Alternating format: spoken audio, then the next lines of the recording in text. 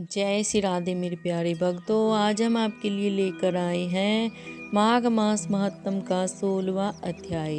तो आइए शुरू करें 16वां अध्याय। कार्तवीर यह कहने लगा कि हे भगवान, वह राक्षस कौन था और कांचन मालिनी कौन थी? उसने अपना धर्म कैसे दिया और उनका साथ कैसे हुआ? हे ऋषि, अत्रि की संतानों के सूर्य, यह कथा सुना कर मेरा कौतूहल दूर कीजिए। दत्तात्रेय जी कहने लगे कि हे राजन, इस पुरातन विचित्र इतिहास को सुनो। कांचन मालिनी नाम की एक सुंदर अप्सरा थी जो माघ मास में प्रयाग में स्नान करके कैलाश पर जा रही थी।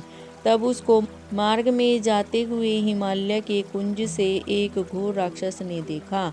उस सोने जैसी तेज वाली, सुंदर कटी वाली और पियन प्योधर वाली सुंदर अप्सरा को देखकर उस राक्षस ने कहा कि हे सुंदरी, तुम कौन हो और कहाँ से आ रही हो?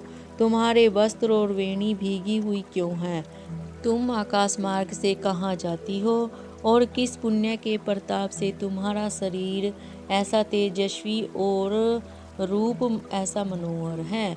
और तुम्हारे गीले वस्त्र से मेरे मस्तक पर गिरे हुए एक बूंद जल से मेरे क्रूर मन को एकदम शांति प्राप्त हो गई। इसका क्या कारण है?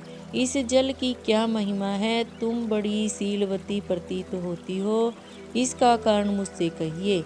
अप्सरा ने कहा कि हे राक्षस सुनो, मैं काम रूपिणी अप्सरा हूँ। मैं प्रयाग में संगम से स्नान करके आ रही हूँ, इसी से मेरे वस्त्र भीगे हैं। अब कैलाश पर जा रही हूँ जहाँ पर श्री शिव निवास करते हैं। त्रिवेणी के जल से मेरी सब क्रूरता दूर हो गई, जिसके पुण्य के प्रभाव से मैं इतनी सुंदर और पार्वती जी की प्रिय सखी हुई।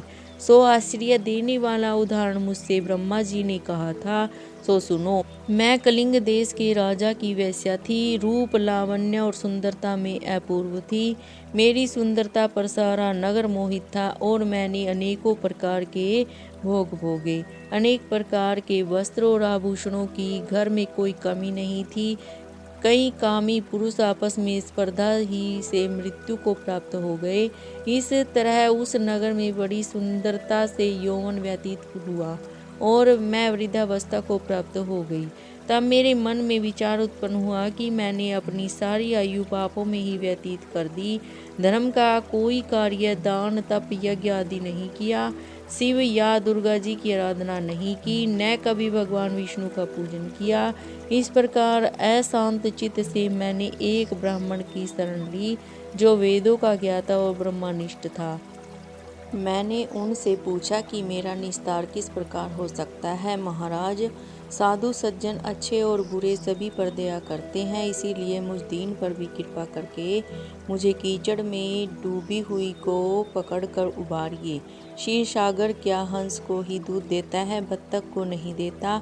तब वह ब्राह्मण राजा का पुरोहित इन सब बातों को सुनकर मुझ पर दया करके कहने लगा कि तू ब्रह्मा के क्षेत्र प्रयाग में जाकर माघ मास में त्रिवेणी संगम में स्नान कर, परंतु मन में अशुभ क्रिया का विचार नहीं करना।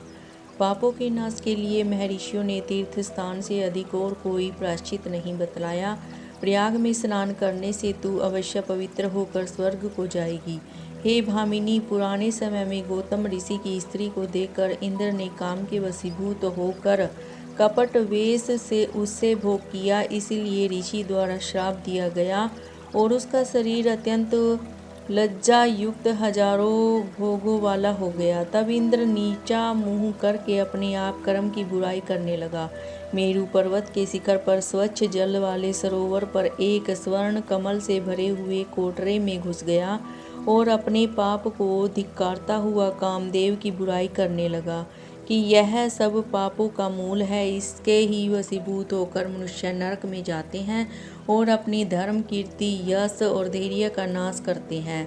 इंद्र ऐसा सोच रहा था, सो इंद्र के बिना सारा देवलोक शोभाहीन हो गया। तब देवता, गंधर्व, किन्नर, लोकपाल इंद्राणी के सहित बृहस्पति जी से जाकर पूछने लगे कि महाराज, इंद्र के न रहने से स्वर्ग ऐसा शोभाहीन हो गया जैसे सतपुत्र के बिना श्रेष्ठ कुल इसीलिए स्वर्ग की शोभा के लिए कोई क्रिया सोचिए, इस विषय में देर नहीं करनी चाहिए। तब बृहस्पति जी कहने लगे कि इंद्र ने बिना सोचे विचारे कर्म किया है, उसका फल भोग रहा है, सो वह कहाँ है?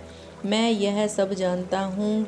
फिर गुरुजी ने सबको साथ लेकर स्वर्ण कमलों से युक्त बड़े सरोवर में इंद्र को देखा, जिसका मुख मलिन और आंखें बंद थी। तब इंद्र ने बृहस्पति जी के चरणों को पकड़कर कहा कि इस पाप से उद्धार करके आप मेरी रक्षा कीजिए।